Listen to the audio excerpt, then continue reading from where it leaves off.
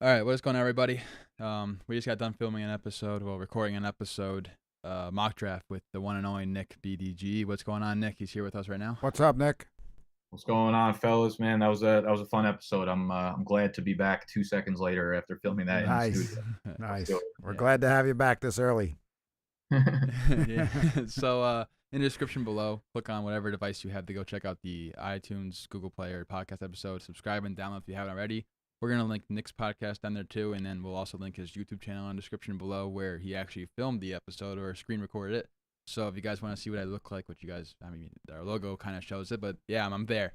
So go check that out and subscribe to him if you haven't already, and let's get this bonus episode underway. So, Nick, what is the one guy you want to own in drafts this year? Can I give you two? Yeah, you Like give me one, two. Let's get a bonus. Yep, you can give us two. Let's It'll get be us a bonus bonus. for our listeners. Bonus episode. The first guy is the one I'm kind of pissed that I missed on the draft, and I let you take him. But that's Stefon Diggs. Yeah. I'm fully of the belief that this is I had never been one of those guys. Like, I'm not one of those guys that had been on him calling a breakout 2 years ago and then calling a breakout last year and saying it again this year. But this is the first year I'm on him, and I'm fully of the belief that like he is going to take over that wide receiver one role. Him and Kirk are going to work in unison perfectly. On a points per game basis, he is the guy there. He is the number one wide receiver in the NFL when it comes to contested catch rate, and that leads to him catching every ball thrown his way in the end zone.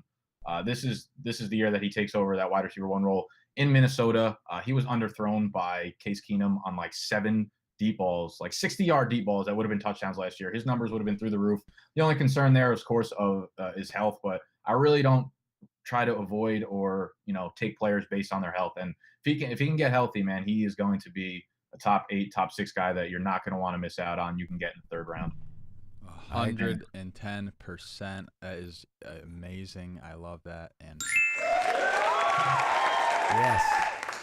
all right. And who is the other player that you want to? Okay, so my other guy, this is a boring pick, but it's Delanie Walker. And Another Delanie Walker, good pick. I love the tight end because as we did the mock draft, I regretted taking Gronk in the 3rd, and it's because you can get Delanie Walker in the 7th. When I see Delanie Walker, people are going to be down on him this year because he finished with 3 touchdowns.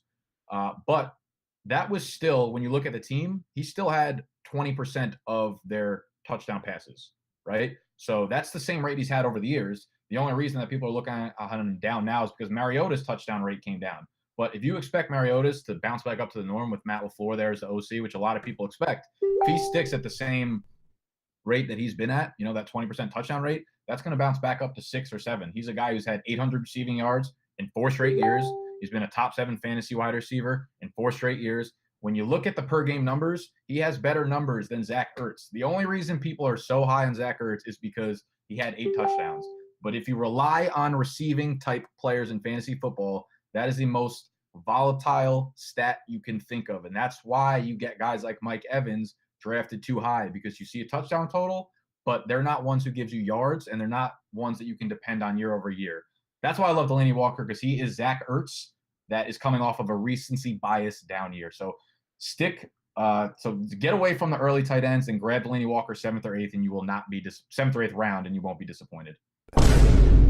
That is 2 great picks right there. That's 2 great picks. I couldn't agree Diggs, more. who's going to benefit with Cousins there, and Delanie Walker, who's a consistent tight end. And That's 2 great picks. Positive regressions coming. Mike Mularkey hurt the whole offense, and we've seen Delanie Walker do progressively worse the last 3 years. I think it was 2015, 2016, 2017.